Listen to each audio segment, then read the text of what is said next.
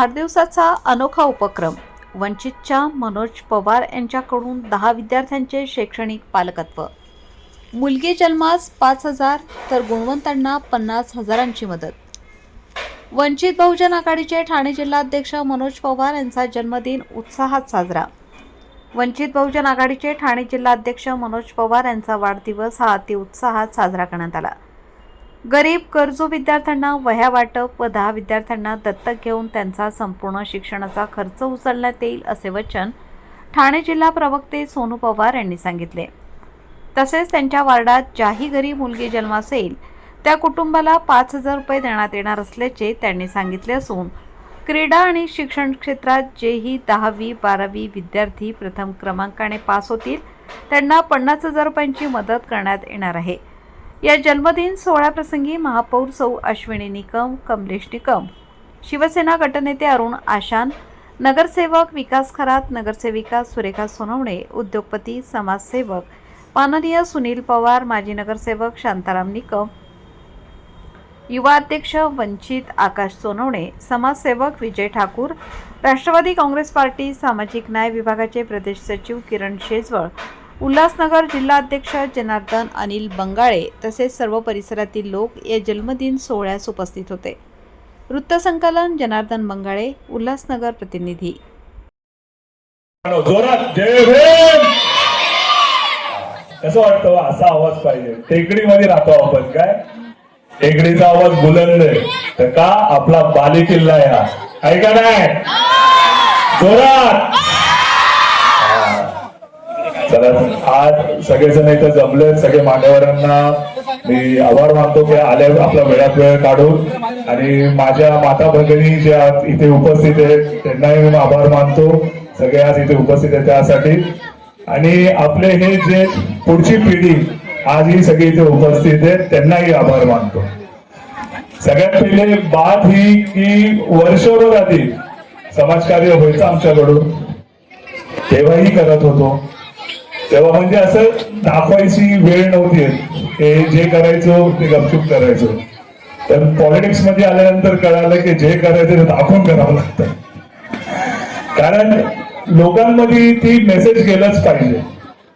आज अवघ्या खर्च करून लोकांना दारू पाजून लोकांना मटण मच्छीच्या आहारी घालून ते बर्थडे साजरा नाही केलं पाहिजे. आज आमच्या आईने आम्हाला तशी शिकवण, आमच्या आई वडिलांची तशी शिकवण. आज जे काय आहे आम्ही आमच्या आई वडिलांमुळे, त्यांच्या चांगल्या शिकवणुकीमुळे. जे बाबासाहेब आम्हाला समजवलं पाहिजे ते आमच्या आई वडिलांनी आम्हाला खूप कमी वयात समजवलं. म्हणून आज आम्ही निर्व्यसनी आहे आणि एक सक्सेसफुल आहे आणि चांगल्या स्थानावरती बसलोय. तर हे सगळं क्रेडिट आता वडील तर नाहीत आमच्या सोबत, पण माझ्या आईला नक्की जातं. तर सगळ्यांना हेच आहे. आले उशीर झाला, ऍक्च्युली 10 वाजले.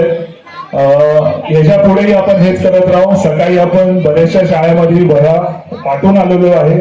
शिल्लक जे आपल्या एरियातल्या पोरांना वाटायचे होते आपण संध्याकाळी एरियात वाटणार होतो, ते एक आपलं होतं. आज आपण 10 अनाथ पोरांना शैक्षणिक वृत्ती दत्तक घेत आहोत. त्यांचं शिक्षणाचा सर्व खर्च 10वी पर्यंतचा सगळं आपण करणार आहोत. आणि आज या स्टेजवर उभं राहून एक गोष्ट सगळ्यांना सांगायची आहे की आज ही जी ताकद आहे ती आमच्या माता भगिनींमुळे आहे. की आज आमचे जे 2 नगरसेवक पण आले ते मी नेहमी सांगत असतो आणि आजही सांगतो की आमच्या माता भगिनींनी आम्हाला मतदान केले तेव्हा आमचे 2 नगरसेवक आज इथे आहेत. तर पवार ब्रदर्स फाउंडेशनची स्थापना आमची झालेली आहे. आणि पवार ब्रदर्स कडनं आपल्या 18 नंबर प्रभागामध्ये कुठेही मुलगी जन्माला आली तर 5,000 रुपये आमच्या पवार ब्रदर्स कडनं त्यांना देण्यात येईल. आणि आपल्या प्रभागामधनं पहिला, दुसरा, तिसरा शिक्षण असू किंवा खेळ असू, महाराष्ट्र स्टेट म्हणजे स्टेट लेवलवरती समजा कुठला खेळाडू तयार होत असेल त्याचा पुढचा खर्चाचा पूर्ण जबाबदारी पवार ब्रदर्स घेतलेली आहे. आणि जे शिक्षणामध्ये पुढे आहेत, जे आपल्या 18 नंबर प्रभागामधून पहिले येतील 10वी आणि 12वी मध्ये, त्याच्याही पुढच्या शिक्षणासाठी 50,000 रुपयाची रोख रक्कम आमच्याकडून देण्यात येईल. बाबासाहेबांनी सांगितलंय शिक्षण एक वाघिणीचं दूध आहे आणि जो त्याचं प्राधान्य करेल तो गुरगुरल्याशिवाय राहणार नाही.